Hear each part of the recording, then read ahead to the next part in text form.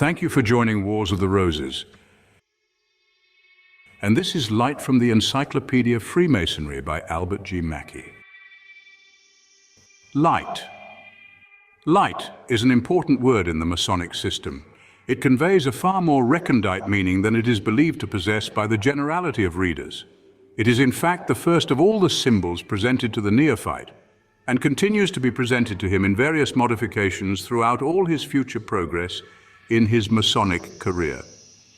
It does not simply mean, as might be supposed, truth or wisdom, but it contains within itself a far more abstruse allusion to the very essence of speculative masonry, and embraces within its capacious signification all the other symbols of the order. Freemasons are emphatically called the Sons of Light, because they are, or at least are entitled to be, in possession of the true meaning of the symbol, while the profane or uninitiated who have not received this knowledge are, by a parity of expression, said to be in darkness.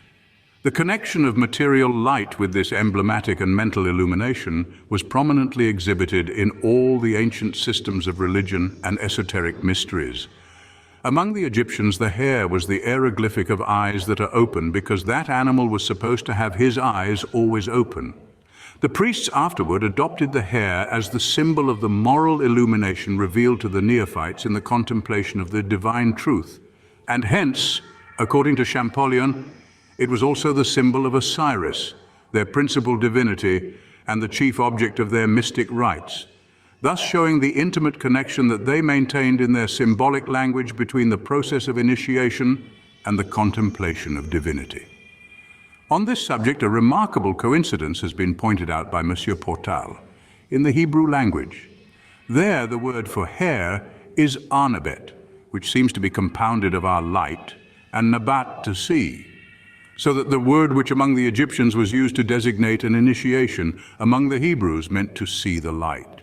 If we proceed to an examination of the other systems of religion which were practiced by the nations of antiquity, we shall find that light always constituted a principal object of adoration as the primordial source of knowledge and goodness, and that darkness was with them synonymous with ignorance and evil. Dr. Beard attributes this view of the divine origin of light among the Eastern nations to the fact that light in the East has a clearness and brilliancy, is accompanied by an intensity of heat, and is followed in its influence by a largeness of good, of which the inhabitants of less genial climates have no conception.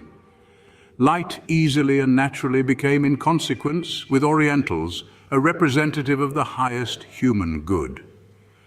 All the more joyous emotions of the mind, all the pleasing sensations of the frame, all the happy hours of domestic intercourse were described under imagery derived from light. The transition was natural from earthly to heavenly, from corporeal to spiritual things, and so light came to typify true religion and the felicity which it imparts. But as light not only came from God, but also makes man's way clear before him, so it was employed to signify moral truth, and preeminently that divine system of truth which is set forth in the Bible from its earliest gleamings onward to the perfect day of the great Sun of Righteousness.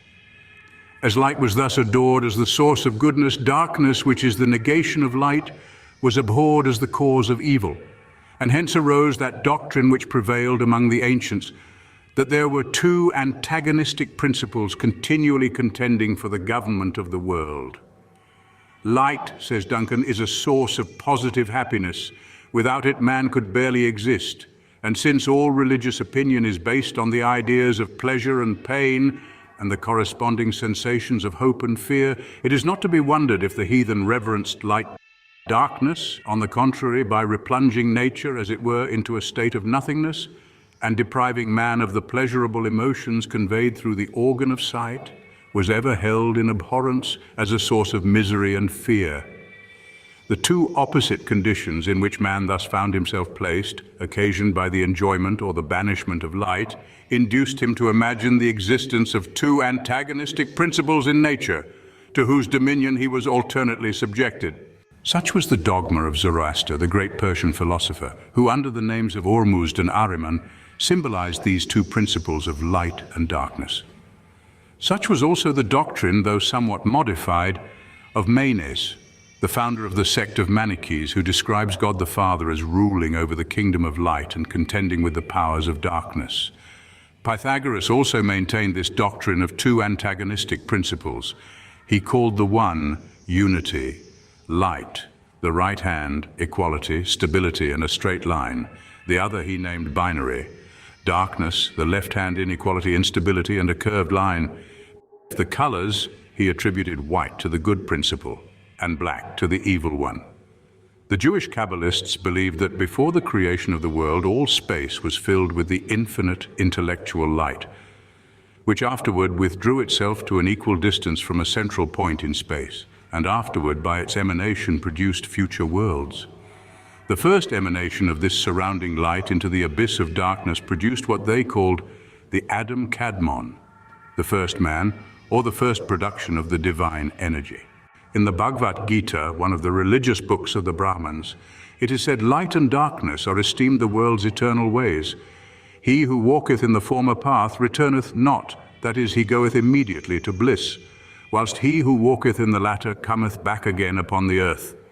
In fact, among all the ancient systems, this reverence for light, as an emblematic representation of the eternal principle of good, is predominant.